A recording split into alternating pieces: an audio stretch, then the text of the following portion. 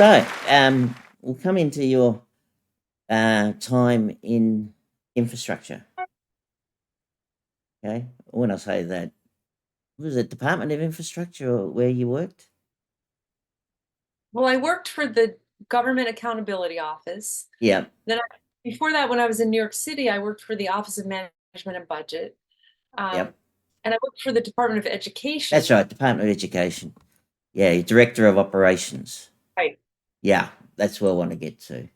So then So, I was responsible for infrastructure because I mean, not myself, obviously, I did not work on the buildings, but I had mm, to keep track of, the condition of all the buildings within the school system. yeah, and how did that go? Because Well, I could tell you a lot of stories. that was Hear challenging. about that. That was challenging. You did ask me a question about what was most challenging, Mm, and I think that was the most challenging. mm, Uh, again, I was not, I'm not an engineer. I was not fixing the buildings, but I had to go out and look at the condition. And some of the school buildings were very old and, in disrepair. And they had coal furnaces and, things that are really antiquated. yeah, So I had to go out and keep track and see what was happening. And I used to get a tour by the custodian who would show me all the problems. And, of course, there was never enough to fix all the problems, but it really was a good lesson. yeah, Um, because I had worked in oversight when I worked at the Office of Management and Budget, I had overseen the school system. But it's much different when you actually are responsible. Not just oversight is different, yeah. than actually being responsible. So that was a great experience. A friend of mine said to me when I came to GAO, he said, it's a lot easier to point out the problem than to fix the problem. Yeah. Because when you're in oversight, you only have to point out the problem. So I learned a lot from that. So, what were the roles in as the director of operations? Who were you in education? How far or how? What was the extent of the education uh, that you were director of? Where did it go So I to? was Just in the, public schools, or was it private schools oh as well? yes, public schools, and I was in a district. So the city of New York has many school districts. I was for a while in the district that oversaw special education Yeah, for children with disabilities, uh, both physical and learning, all kinds of disabilities. And then I was also a director of operations for the schools in Manhattan. New York City has 5 boroughs. Manhattan is one of the 5. So I did both, two different roles. But in both cases, I needed to know about all of the schools within the district. But it's a good question because there are many, there's a school district for each of the 5 boroughs. yeah, So I was one in Manhattan, and then there's a separate school district for the special education. So there are a total of 6 school districts within the Department of Education. yeah. So I did not oversee the entire Department of Education, just a certain area. Right. And did it also include the likes of colleges or No, universities? Right. So just it was K public through 12. schools. Right. Kindergarten through 12 public schools, yes. Okay. But Cool. there are a lot of public schools in New York City, but um, the special education one had a much broader reach because within all the boroughs, I looked across all of the 5 boroughs. Special education cut across all of them. Then when I was in Manhattan, it was just the schools within Manhattan. But there's still quite a lot. So I had to visit all the schools, and I was, as I said, I got taken on tours. I got to see the facilities and how they run, and um, I was responsible for the budget, personnel, and IT, information technology. And the facilities. Those were the areas I was responsible for. So, what was the number one issue that you were facing during that time with the schools, Well, there are a lot of as issues far with as the the school. infrastructure goes, as far as the portfolio goes? I think the Yeah, condition, because many of the schools were not in good condition. And, as you know, if you don't keep up with operations and maintenance, then you have deferred maintenance, and it's much harder to catch up because yeah, you're not going to get a large investment.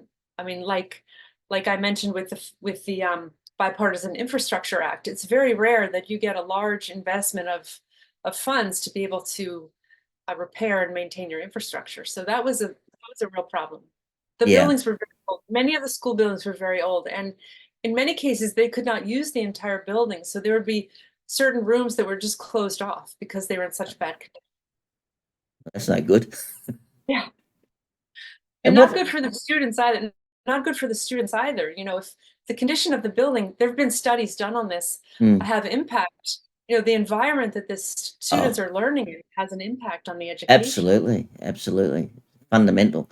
Um, I had the same issue. I was when my kids were in primary school, which is basically 6 to 12 here.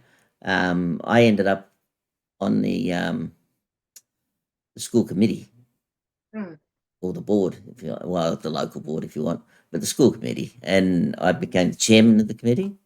And we went through significant changes. I think a lot of people hated me, but I've reintroduced school uniforms, which we didn't Mm. have. And one of the issues we had is people walking through the school, and you didn't know whether they were actually part of the school, like teachers or anything like that, or who they were. We had fences were not in good shape, so anyone could come into the school. So you had those safety concerns, but you also had the infrastructure concerns as well. And when we looked at the school budget, um, I almost cried. I mean, photocopying $50 a year for photocopying. What can you do with that? $50 a year. What sort of budgets did the schools have in New York? What sort Well, of levels of, because they had, I mean, the schools here were getting peanuts, right? It was very hard.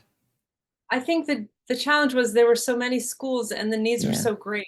So the school budget actually is very large. I mean, Mm. many billions of dollars, but once it trickles down, to each individual school, it's not always, as I said, it's not enough certainly to repair the building. And then you're talking about supplies. I'm not sure, but of course there are many components between the personnel, the Yeah. teacher, the administrative staff who you need, um, and then the supplies and equipment, uh, and then the building. It's complicated. Mm. It's like a small country, all the different It aspects is. of. It's very complicated because we had issues where at the time, and kids are all grown up now, but at the time, um, we had one male teacher in the whole school. Everyone was female, which isn't. Mm. It's not. That's not the issue. The issue was the boys didn't have someone they Mhm. could lock into as a father figure or as a male leader, is how should things. Role model. Yeah, Yes. role model. They didn't have that. The repairs. I had one instance where a plumber came in to fix the guttering of the roof. Five Mhm. times it failed within a year, and I said Oh, to him, "Well, haven't you considered there's got to be a better fix because we don't want to keep paying you to do the same fix only to have it fail a couple of months later. I mean, that's just silly. But that was the sort of thing, people, teachers and the principal were too busy doing their normal work to worry about that. But right. being an engineer, I could stand there and say, "This is silly. It shouldn't happen." The school didn't have any fans or anything like that. Oh, So in the summer, the classrooms are stinking hot. air conditioning. Yes, Yeah, no air conditioning. yeah. And then when you go outside the sports fields, normally you'd have a football ground, a soccer ground, or whatever like that for the kids to go and play. Well, they couldn't afford to replace the goalposts on the football field, so we had an oval which had no goals. Oh, So it really came down to need to be fundamental changes, and the schools and the state government even said it. The schools need to start generating income from other sources. So they had to get, some of the local shops and whatnot to put some oh, money in and all that sort of thing, because that was the only way we were going to get things done. that's Uh, different. That kind mm. of fundraising is, I think, unusual. But there were always grants. The local There schools was in always grants, yeah.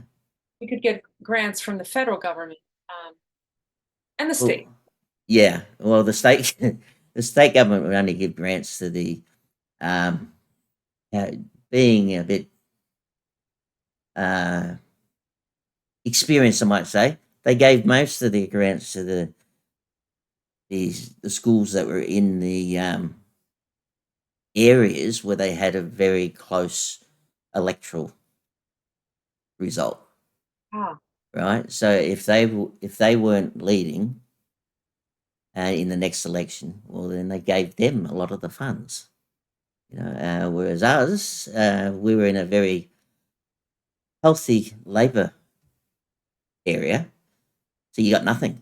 You got nothing from Labor if they were in. You got nothing from the Liberals if they were in, because the gap was so big, the Liberals would never get into the area. So, so we got nothing in essence. Got a little bit oh, of drip feeding, and that's the way it was.